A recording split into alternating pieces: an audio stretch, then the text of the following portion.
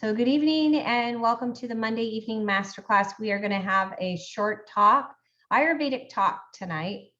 I want to talk to you about, in Ayurveda, we look at how symptoms develop in the body. So nothing just happens out of the blue.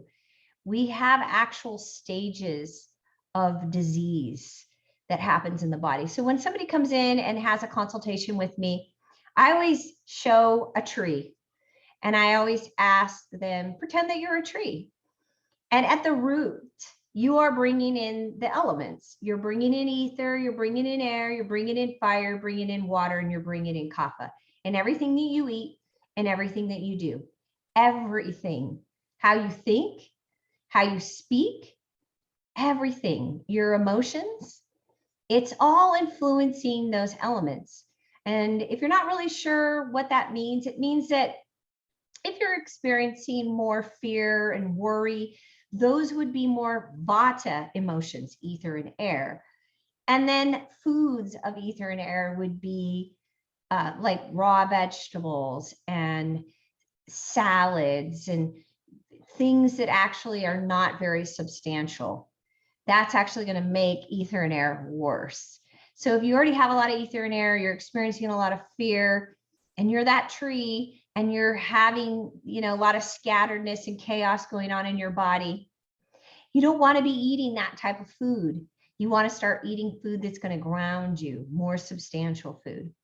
Then if you're a person that has a lot more fire, we want to actually start looking at how much fire am I bringing in my activities? Am I super competitive? Am I super intense?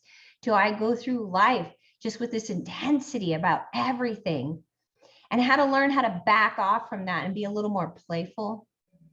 And also looking at your fire foods, like foods that are going to land on that food scale and actually physically increase the temperatures in the tissues.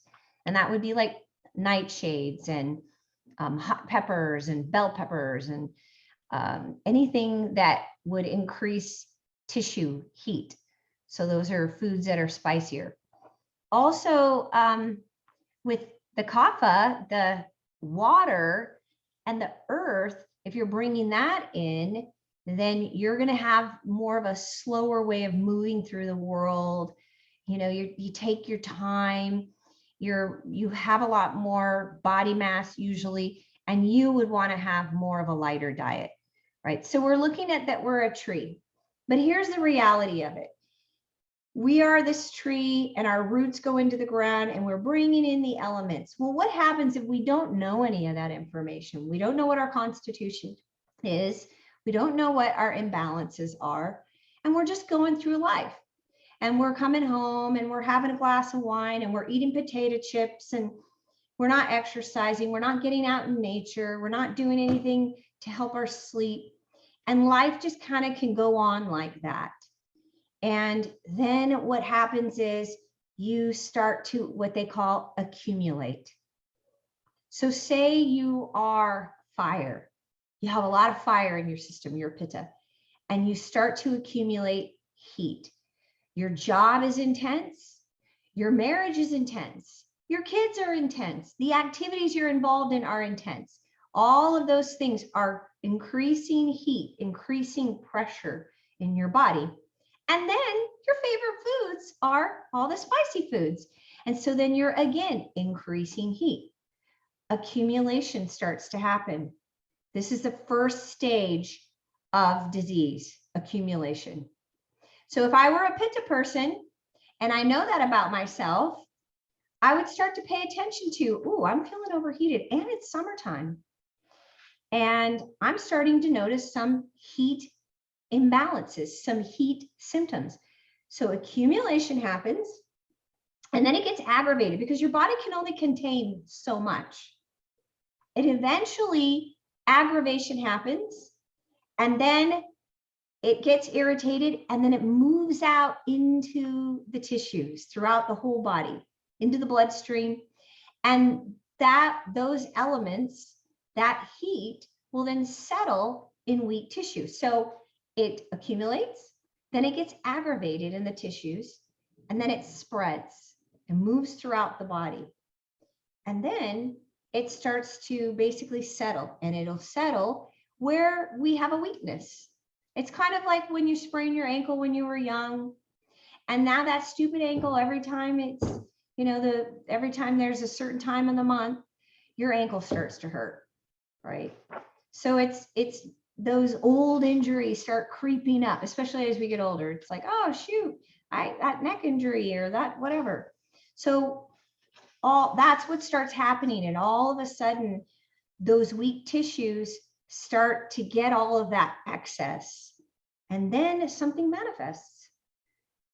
That's the next stage. Something manifests. What manifests? Well, if I'm a pitta and I have all this heat going on in my life, it's summertime, I've got all the spicy foods that I love, I've got all the intense activities that I love the intensity in my mind. It's like, I'm always trying to figure out the world and solve the world's problems. All of that's going on. And so then something manifests. I get a rash. I get heartburn. I start having inflammation.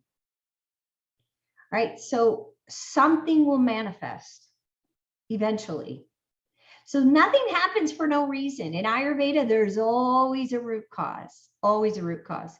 Once manifestation happens, if you do not stop that where it started, if you do not stop, what will happen is it will continue to move through the tissues. So it'll start affecting one system. So typically it'll show up in the digestive system first. It'll start affecting the digestive system. You'll start having heartburn. Oh, that's irritating. I'll just take Tums or Tagamet. I'm not really dealing with the problem, but I'll just take something and cover it up, and I'll just keep on eating pizza because I love it.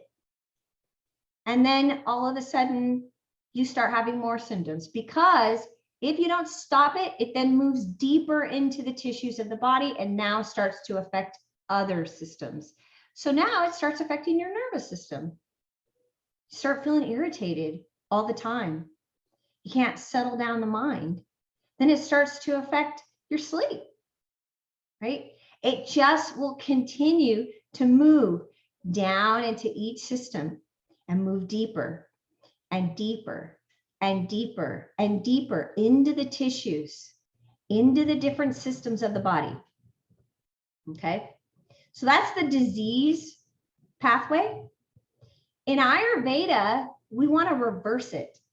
And I just have to say, one of the things that I'm really challenged with in Ayurveda is trying to continue to get my clients to keep coming. They come in, they get the consultation, they get all the information. It's really interesting. It's super fantastic. They learn about their constitution. They learn about their diet, their lifestyle. They learn about everything. It's so exciting. It really is. It's fun. And then we have to look at, oh my God, look at all this stuff I have to change. And you have to stick with it. You have to stick with it. You didn't go down that disease pathway in a few weeks. It happened over years of imbalance in your diet and in your lifestyle. So the reversal of the disease pathway takes time. It takes time, and you have to be compliant to the program. So I want to just encourage you guys, and also remind you that it's a super dynamic process, and that to reverse it, you have to change. You have to change what you're doing, and that's not that easy. For those of us, and I don't understand addiction at all, because I've never drank, I've never done drugs, I've never done anything. And so I don't understand it.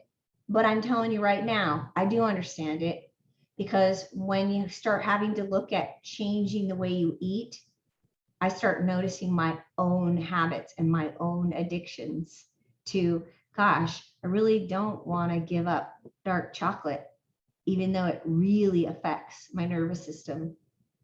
I love it, but I don't want to give it up.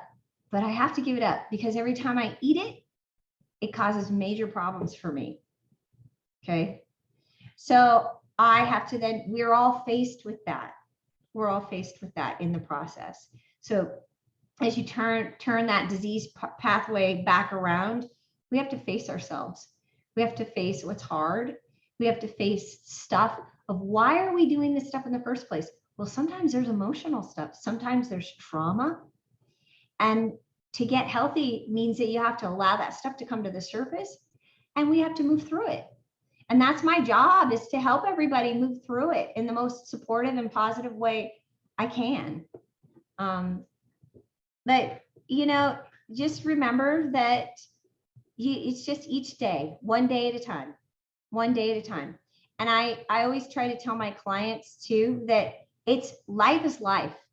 So as you make 2 steps forward, sometimes you're going to have 1 step back, and that's normal. And that's life.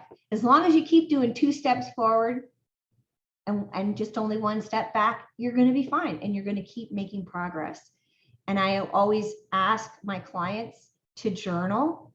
And the reason why is because I want them to see, I started here, and then a year from now, look at all these small changes that I made that now cumulatively have made huge changes in my life in such a positive way.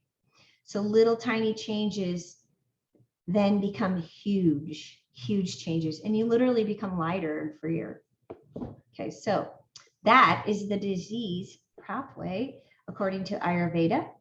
And it's all very interesting, but I'm telling you right now, you got to deal with the root cause, period. And you got to be willing to commit to, hey, I got to figure this out, and stick with making the changes necessary. It takes time and commitment. All right, you guys. Well, that's our talk for tonight. We are going to be doing a practice tonight that is very supportive for settling down the day and helping support our sleep. So we are going to be doing a shoulder stand, and we're going to be doing a few digestive things. So we'll be doing a practice that encourages healthy digestion tonight as well.